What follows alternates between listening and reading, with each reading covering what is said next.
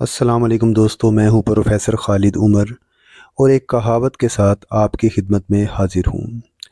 آج کی کہاوت کا عنوان ہے بندر بانٹ۔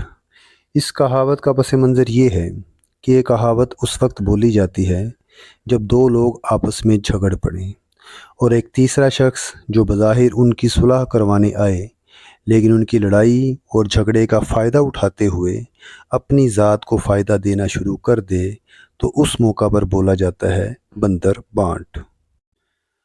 آئیے اب ہم اس کہانی کے پس منظر کی طرف چلتے ہیں۔ ایک دفعہ کا ذکر ہے کہ دو بلیاں کھانے کی تلاش میں باہر نکلیں۔ کھانا تلاش کرتے کرتے راستے میں انہیں ایک روٹی نظر آئی۔ جیسے ہی انہیں ایک روٹی نظر آئی، ان میں سے ایک بلی اس روٹی پہ لپکی۔ اس نے اس روٹی کو اپنے منہ سے پکڑا اور اس کو پکڑ کے جنگل کی طرف بھاگ گئی۔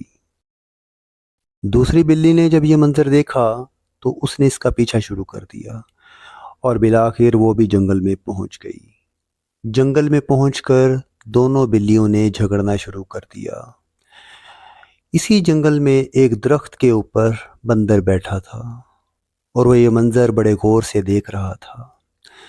بندر کی یہ خواہش تھی کہ وہ ہر صورت یہ روٹی بلیوں سے لے کر رہے گا، لہٰذا وہ درخت سے اترا اور اس نے دونوں بلیوں سے مخاطب ہو کر کہا کہ مجھے یہ منظر دیکھ کے انتہائی افسوس ہوا ہے۔ بھلا کوئی ایک روٹی کے لیے اس طرح لڑتا ہے؟ اس نے بلیوں سے مخاطب ہو کر کہا کہ ہماری مثال دیکھو کہ ہم لوگ جنگلوں میں رہتے ہیں، ہماری آبادی بھی آپ سے کہیں زیادہ ہے، لیکن ہم آج تک کھانے کی خاطر ایک دوسرے سے لڑے نہیں۔ لہٰذا آج چوراہے میں جب میں نے آپ دونوں کو لڑتے دیکھا ہے تو مجھے یہ منظر دیکھ کر انتہائی شرمندگی ہوئی ہے۔ دونوں بلیوں نے بندر کی زبان سے جب اس طرح کی باتیں سنی تو انہوں نے سمجھا کہ شاید یہ ہمارا ہمدرد ہے، لہٰذا دونوں بلیوں نے بندر سے مخاطب ہو کر کہا کہ بندر بھائی، آپ ہی ہمارا فیصلہ کر دیجئے۔ بندر نے کہا ٹھیک ہے۔ بندر وہاں سے گیا اور کسی سے مانگ کر ایک ترازو لے کے واپس ادھر آ گیا، لہٰذا اس نے ترازو کے دونوں پلڑے کھول دیے اور بلیوں سے وہ روٹی لی اور اس کو دو حصوں میں تقسیم کر کے ترازو کے دونوں پلڑوں میں ڈال دیا۔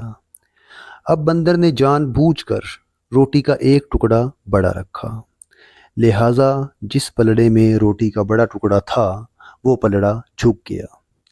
بندر نے وہ روٹی کا ٹکڑا وہاں سے اٹھایا اور اس کو منہ سے توڑ کے نکل گیا۔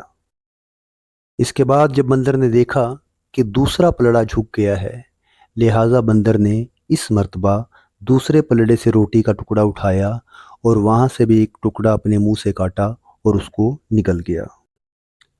بندر نے یہ عمل کئی بار کیا، بالآخر ہوتے ہوتے وہ روٹی محض ایک ٹکڑا رہ گئی۔ لہٰذا بندر بلیوں سے مخاطب ہو کر بولا کہ دیکھو، تم جس روٹی کے لیے دونوں لڑ رہی تھی اب تو وہ محض روٹی کا ایک ٹکڑا ہے، لہٰذا میں سمجھتا ہوں کہ یہ چھوٹا سا ٹکڑا تمہاری بھوک کو ختم نہیں کر سکتا، اور دیکھو میں کب سے تمہارے لیے اتنی مشقت کر رہا ہوں، لہٰذا میں یہ سمجھتا ہوں کہ روٹی کا یہ ٹکڑا میری اس مشقت کا صلہ ہے۔ یہ کہہ کر اس نے روٹی کا وہ ٹکڑا بھی نگل لیا۔ دونوں بلیوں نے حیرانی سے ایک دوسرے کی طرف دیکھا۔